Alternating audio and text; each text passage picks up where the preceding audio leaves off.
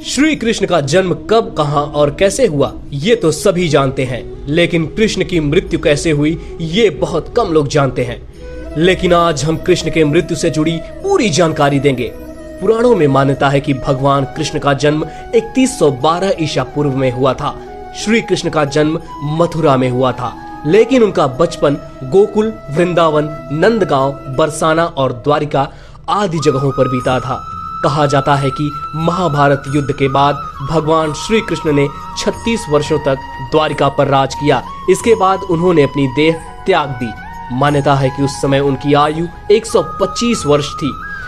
श्री कृष्ण की मृत्यु के 3 कारण बताए जाते हैं। पहला कारण, कहा जाता है कि महाभारत के युद्ध के बाद जब दुर्योधन का अंत हो गया तो उसकी माता गांधारी बहुत दुखी हो गई थी। वो अपने बेटे के शव पर शोक व्यक्त करने के लिए रणभूमि में गई थी और उनके साथ भगवान कृष्ण और पांडव भी थे। गांधारी अपने पुत्रों की मृत्यु से इतनी दुखी हुई कि उन्होंने भगवान कृष्ण को 36 वर्षों के बाद मृत्यु का शाप दे दिया। ये सुनकर पांडव तो चकित रह गए, लेकिन भगवान कृष्ण तनिक भी विचलित न हुए और मुस्कुराते हुए अपने ऊपर लगे हुए अभिशाप को स्वीकार कर लिया। और ठीक इसके 36 वर्ष के बाद उनकी मृत्यु एक शिकारी के हाथों हो गई।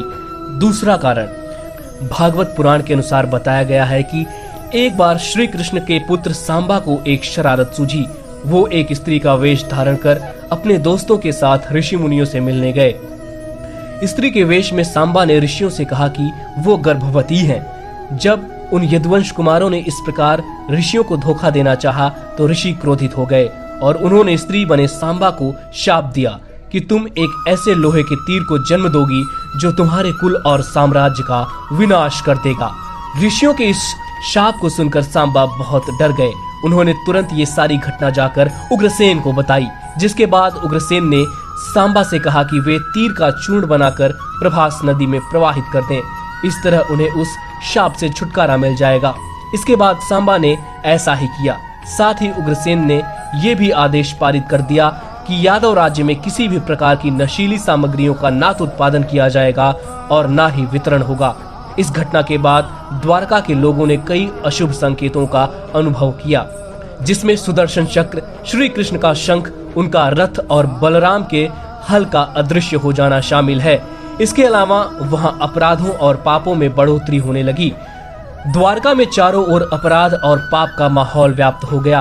ये देखकर श्री कृष्ण बहुत दुखी हो गए और उन्होंने अपनी प्रजा से ये जगह छोड़कर प्रभास नदी के तट पर जाकर अपने पापों से मुक्ति पाने को कहा। उनकी बात को सब लोग मानकर प्रभास नदी के तट पर गए, लेकिन वहां जाकर सभी मदिरा के नशे में चूर हो गए और एक दूसरे से बहस करने लगे। इसके बाद उनकी बहस ने लड़ाई का रूप धारण कर लिया और वो अपने में ही लड़ने मरने लगे। इस तरह आपस में ही लड़कर सभी लोग मारे गए। भागवत पुराण के अनुसार भगवान श्री कृष्ण एक दिन पीपल के पेड़ के नीचे विश्राम कर रहे थे। तभी जरा नामक एक बहेलिये ने श्री कृष्ण को हिरण समझकर दूर से उन पर तीर चला दिया, जिससे उनकी मृत्यु हो गई। आपको बता दें कि ऋषि द्वारा कृष्ण के पुत्र सांबा को दिए शाप के अनुसार श्री कृष्ण को लगे तीर में उसी लोहे के तीर का अंश था जो सांबा के पेट से निकला था और जिसे उग्रसेन ने चूर्ण बनवाकर नदी में प्रवाहित करा दिया था। इस तरह ऋषि के शाप के अनुसार समस्त यदुवंशियों का नाश भी हो गया था और गांधारी के शाप के अनुसार महाभारत के युद्ध के बाद श्री कृष्ण के 36 वर्ष भी पूरे हो गए थे।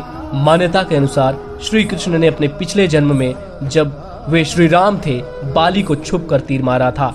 यही बाली इस युग में जरा बनकर आया और प्रभु ने अपने लिए वैसी ही मृत्यु चुनी जैसी उन्होंने बाली को दी थी।